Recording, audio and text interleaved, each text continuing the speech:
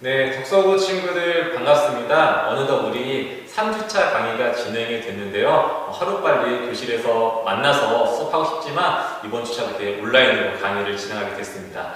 자, 이번 주차의 별 내용은 병원체의 종류와 특성이라는 내용입니다. 선생님이 오리엔테이션 때 이미 다 공지를 했듯이 이 내용은 2단원 마지막 소다단에 포함된 내용인데요. 우리가 원래 순서대로 진행이 되면은 지난 시간에 생물의 특성을 배우고 생물과 무생물의 중간에 존재한다고 이루어지는 바이러스에서 한번 자세하게 배울 내용입니다. 하지만 2단원 마지막 소단원에도 이 바이러스에 대한 내용이 포함되어 있기 때문에 그때 한번 배우고 나중에 또 한번 하는 게 상당히 소모적이고 하나는 중간고사, 하나는 기말고사에 나눠져 있는 것도 뭔가 모양이 좋지 않아서 이번 시간에 한꺼번에 정리하도록 하겠습니다. 약간 책을 좀 많이 넘겨야 되고 프린트가 좀 헷갈릴 수 있지만 많이 복잡하진 않으니까요. 잘 챙겨서 수업 들어주시면 좋을 것 같고요. 이 내용 전부 다 중간고사 범위에 해당하는 내용이니까요. 그거 잘 체크해 주시면 좋을 것 같아요. 아시겠죠? 자, 그럼 이번 주도 신나게 한번 시작해 보도록 하겠습니다.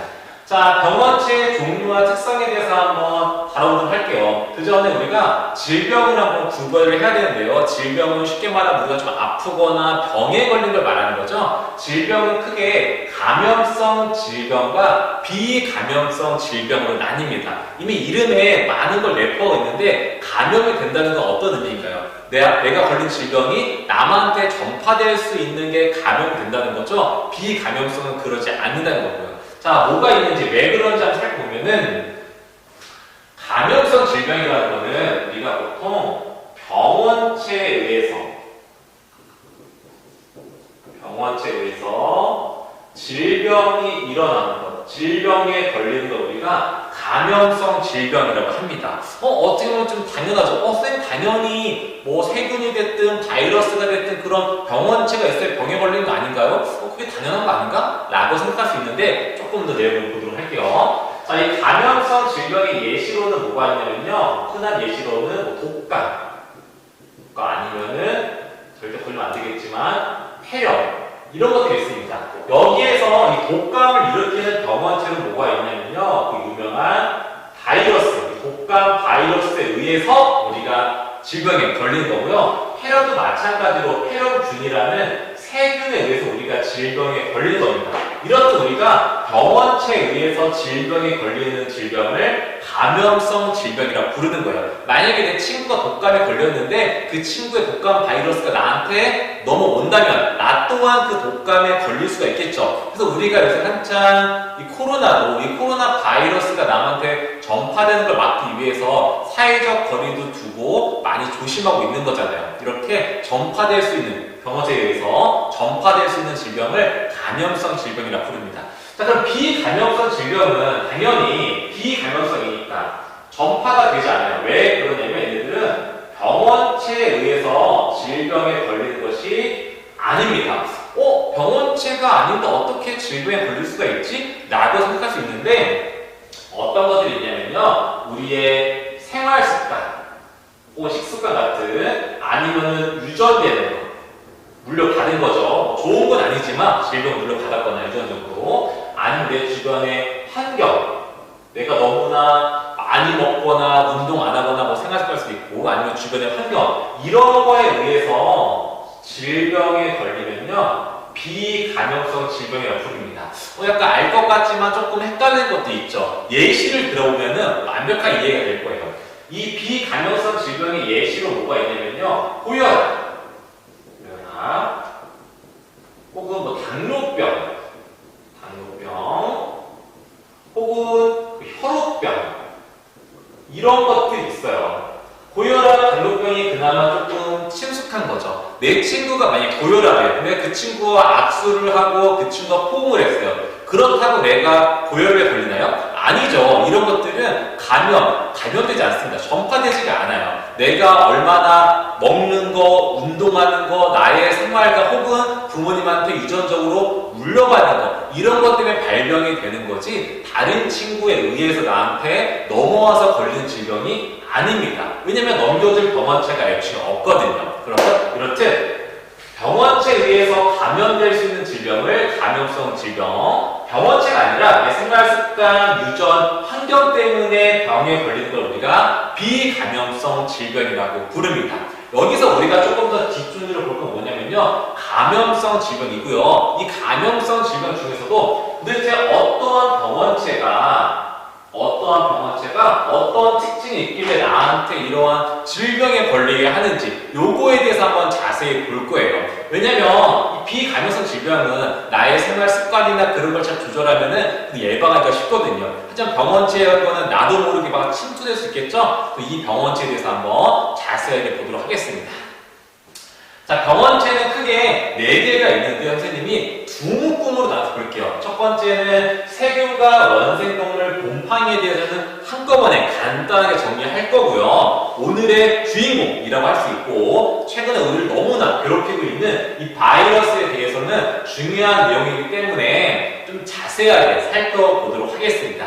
자, 먼저 간단한 이 세 녀석부터 보도록 할까요? 자, 특징 볼게요. 세균의 특징은 뭐냐면요, 세균이라는 녀석은 핵이 없는 단세포 녀석입니다.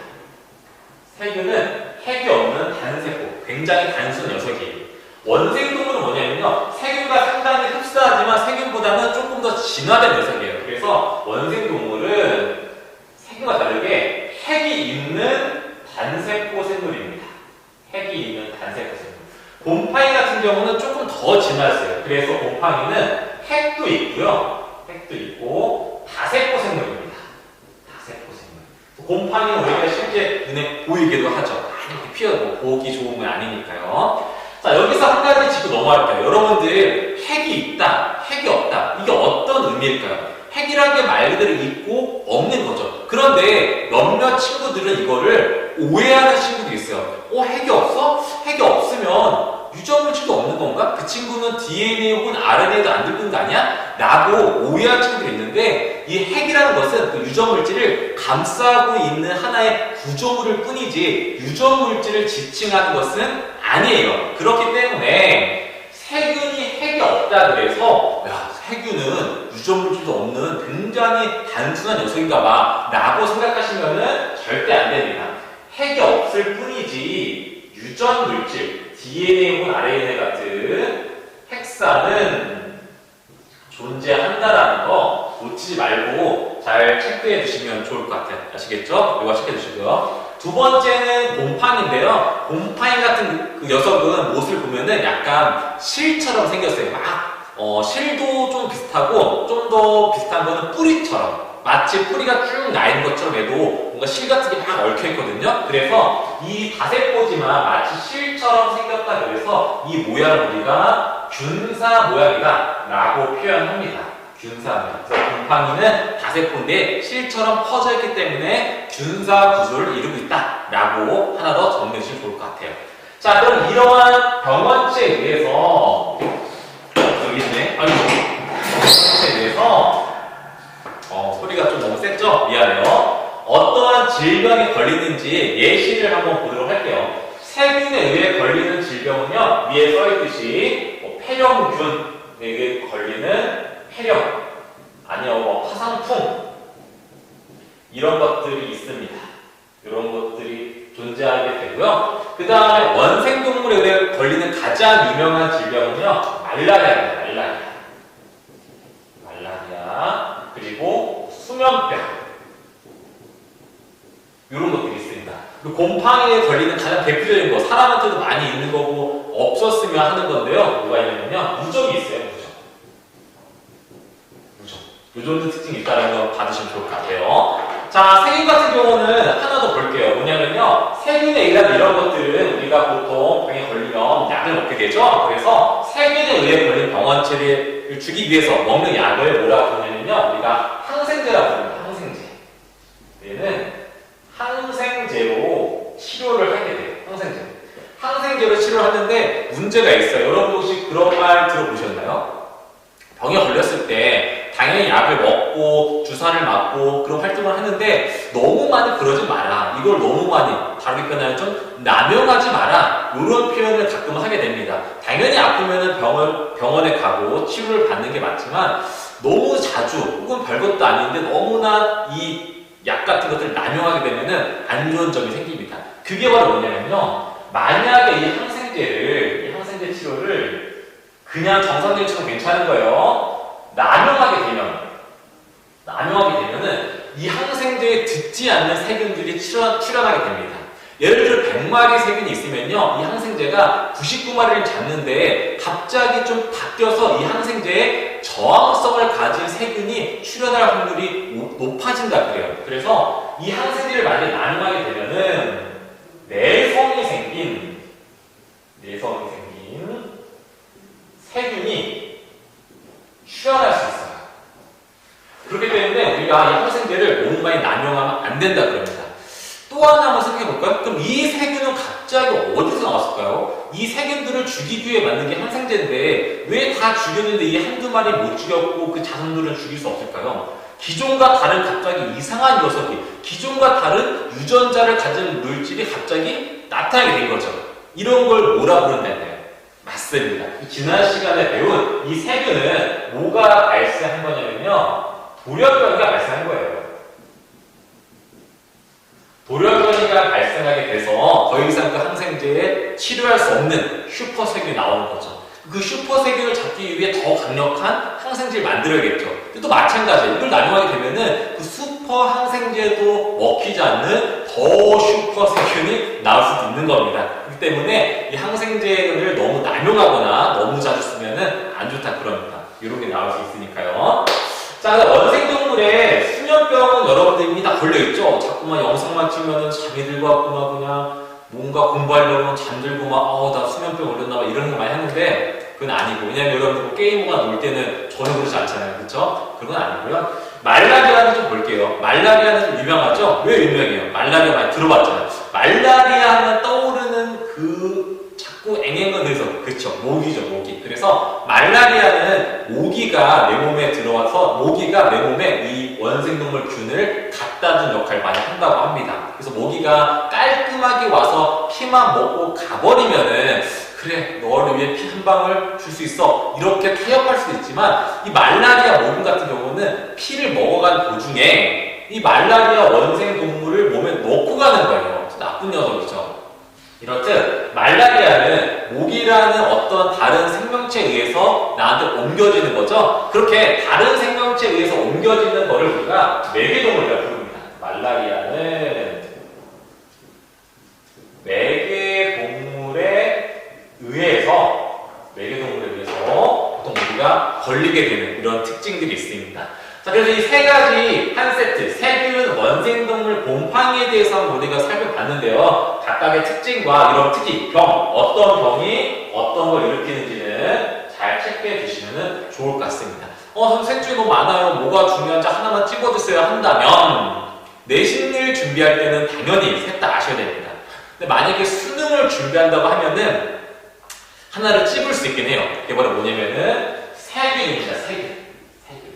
세균만큼은 반드시 잘 체크해 두셔야 돼요. 왜 그러냐면요.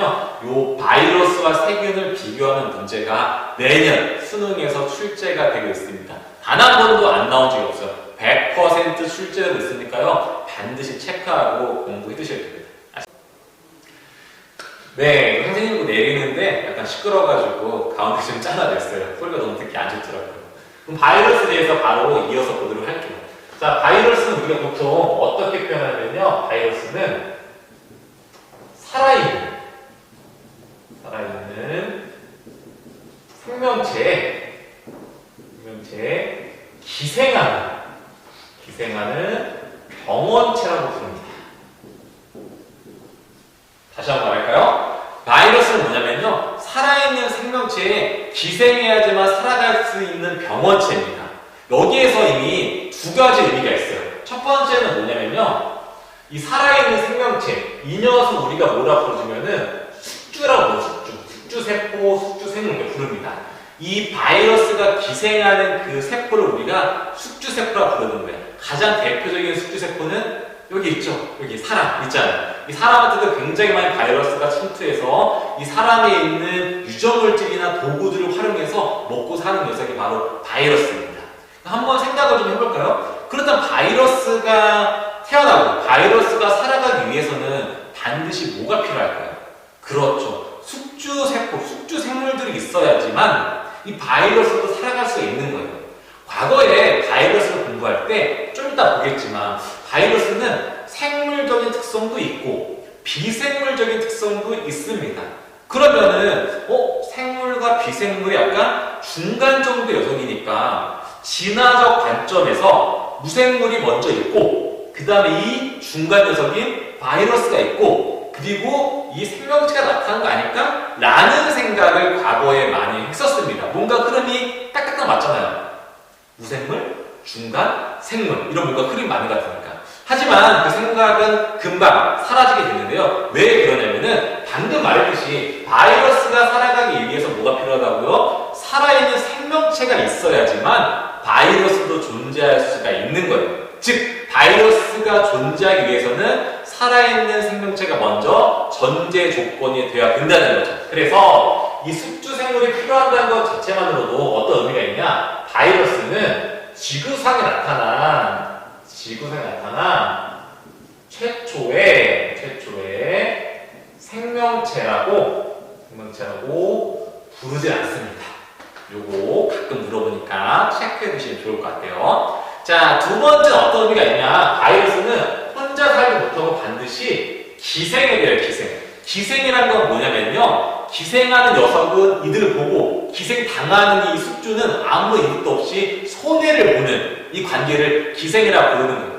이 바이러스가 기생할 수밖에 없는 이유는 좀 이따 배울 자신의 구조적인 한계 때문인데요. 이 바이러스는 기생해야만 살아있기 때문에 뭔가 스스로 할 수 있는 게 없습니다. 스스로 물질을 한다든가 스스로 증식을 한다든가 이런 걸 전혀 할 수가 없어요. 반드시 숙주세포의 도움이라는 게 좀 그러네. 일방적으로 뺏어가는 건데 숙주세포가 필요해야지만 할 수 있지 바이러스가 뭔가 스스로 할 수 있다? 라는 말이 나오면은 전부 다 틀렸다고 봐도 무방합니다. 아시겠죠? 이 두 가지 특징 잘 체크해 주시고 근데 이거 어차피 특징이 많잖아요. 그렇죠? 다 차근차근 좀 보도록 할게요. 자, 첫 번째 크기입니다. 바이러스의 크기는 보통 뭐랑 비교하냐? 아까 말씀 누구랑 비교한다고요? 세균이랑 많이 비교를 합니다. 둘 중에 누가 클까라 보면요. 바이러스는 심지어 세균에도 기생을 많이 해요. 세균도 바이러스의 훌륭한 숙주세포가 되는 거죠. 그렇듯 바이러스가 세균에 기생하는 것 자체가 어떤 의미겠어요? 바이러스가 세균보다 훨씬 작다는 걸 의미하죠. 훨씬 작기 때문에 그 세균에 들러붙어서 기생할 수가 있는 거예요. 그래서 바이러스의 크기는 누구보다 세균보다 작습니다.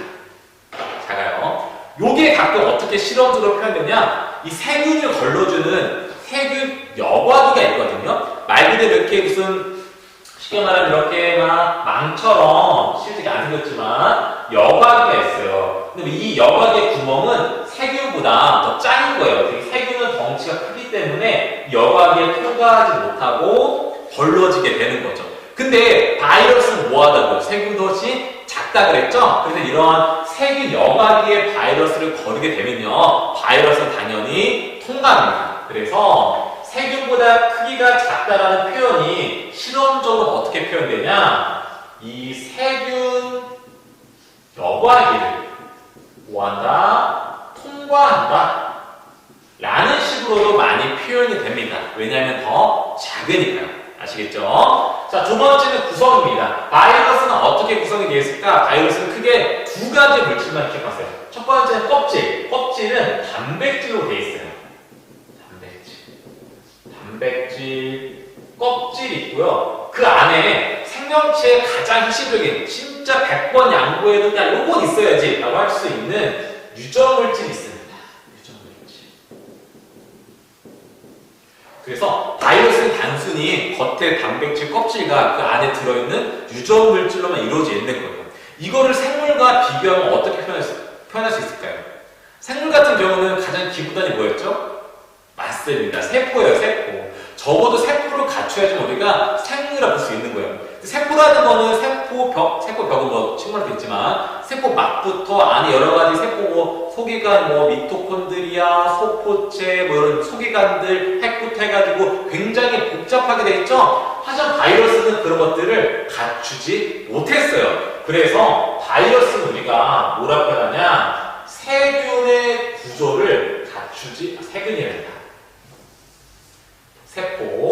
세포의 구조를 갖추지 못했다라고 표현을 합니다.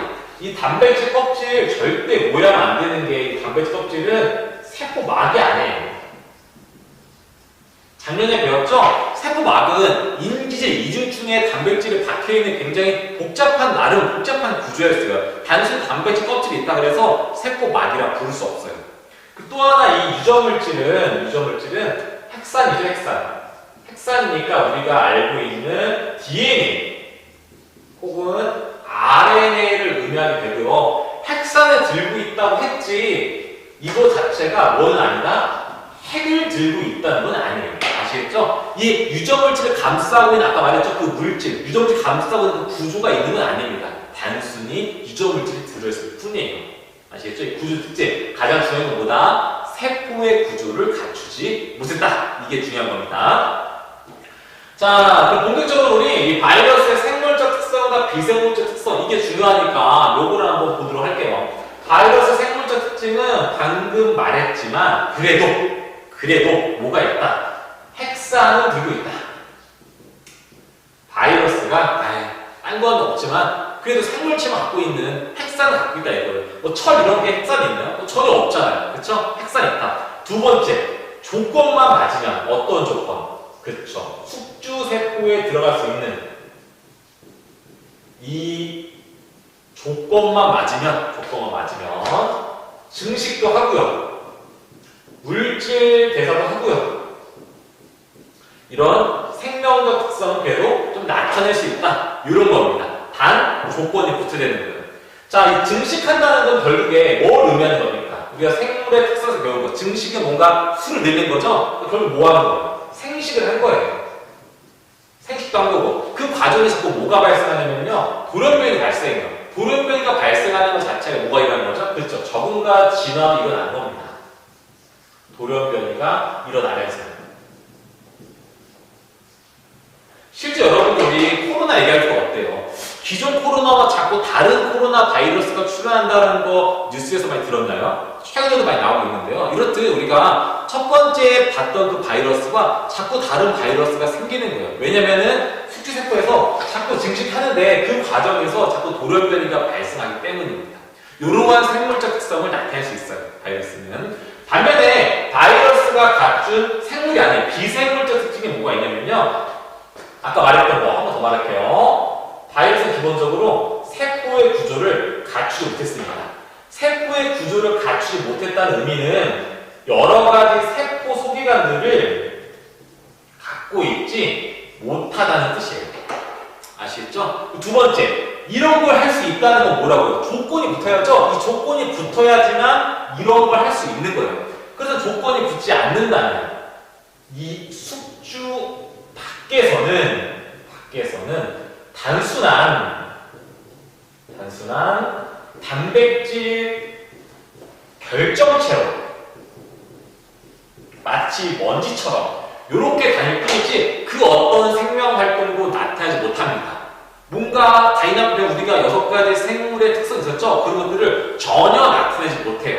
이 숙주세포에 돈 없다면. 왜 그러냐면은 세포 소기관도 없고 그리고 얘는 뭐가 없다? 이 원은 효소를 갖고 있지 못합니다. 당연하죠. 그 단순한 물질의 효소가 있을 수는 없겠죠. 효소를 활용한 세포 소기관도 없고요. 그래서 효소가 없기 때문에 다시 한번 말합니다. 이 바이러스는 스스로 물질 대사에 관련된 모든 생명 활동을 못하는 거예요. 굉장히 많이 나옵니다. 시험에. 수능 문제 되게 많이 나왔어요. 얘가 스스로 뭘 할 수 있다 없다. 혹은 얘만이 갖고 있는 비생물적 특징이 뭐냐, 얘가 갖고 있는 생물적 특징이 뭐냐, 이런 것들을 굉장히 많이 물어보기 때문에 잘 체크해 두셔야 됩니다. 그런데 너무나 쉽게 나오는 정답률이 매우 높은 전환인도 문제로 출제가 되니까요. 좀 이따 다다음 강의에서 문제 풀어볼 건데 굉장히 쉽다는 거 느끼실 거예요. 그래서 그래서 여러분들 점수 쉽게 딸 수 있는 굉장히 고마운 단위니까 잘 공부하시기 바랄게요. 자, 마지막으로 치료를 볼게요. 자, 이 바이러스에 걸리는 질병이 뭐가 있냐면요. 밑에서 보였네. 이 질병에는 가장 유명한 게 저기 적었었죠? 독감, 감기. 독감, 감기 다른 거 알죠? 다른 종류의 바이러스예요. 가장 유명한 건 뭐가 있냐면요. 후천성. 나중에 걸리는 면역, 내 몸을 지켜주는 면역, 결핍. 내 몸을 지켜주는 걸 결핍시키는 증후군. 후천성 면역 결핍 증후군. 너무 길죠? 세 글자를 줄이면 에이즈입니다. 에이즈. 너무나 유명한 아직도 우리가 극복하지 못한 질병이죠. 에이즈. 이 에이즈도 이 바이러스에 걸리는 질병이에요. 코로나도 마찬가지겠죠. 코로나가 뭐 독감이 조금 큰 범위에 포함되긴 하지만 자, 이런 질병들이 있고요. 이런 질병들을 어떤 방식으로 치료하냐? 세균은 항생제로 치료한다 그랬죠. 이 바이러스는 이름이 비슷합니다. 항생제 비슷하게 항바이러스제로 바이러스제로 치료를 하게 되고요. 근데 문제가 뭐냐면은 이 바이러스는 뭐가만 일어난다고? 이 바이러스는 돌연변이가 많이 일어나요. 돌연변이가 많이 일어나다 보니까 약간 치료제 개발에 어려움이 많이 있다고 합니다. 어떤 바이러스에 잘 먹히는 항바이러스를 개발해도 그 개발하는 도중에 이미 좀 달라진 그 항바이러스가 먹히지 않는 새로운 바이러스가 출현하는 경우가 상당히 많다고 합니다. 이미 개발해봤자 기존 것만 잡는 거지 새로운 거 못 잡는 이런 악순환이 일어나게 되는 거죠. 그래서 바이러스 상당히 돌연변이가 많이 발생할 수 있고요. 그렇기 때문에 이 치료제를 개발하는 게 조금 어려움이 있다고 하네요. 잘 보셨죠? 자, 여기서 우리 3주차 첫 번째 강의, 우리 병원체 종류와 특성에 대해서 한번 살펴봤습니다. 기본적으로 이 질병의 구분과 여러 병원체 특징들 잘 봐주시고요. 출제 포인트는 뭐라고요? 세균과 바이러스를 비교하는 문제가 가장 핵심적인 출제 포인트입니다. 이 다다음 강의에서 문제 풀 때 같이 한번 보도록 하고요. 이번 주차는 너무 내용이 짧죠? 아쉽죠? 그래서 선생님이 하나 더 준비했거든요. 요거 다음에 혈액형까지 이번 주차에 들어도 되니까요. 다음 혈액형 이론 강의도 이어서 듣기를 바랄게요. 첫 번째 강의는 여기서 마치도록 하겠습니다. 좀 이따 봐요.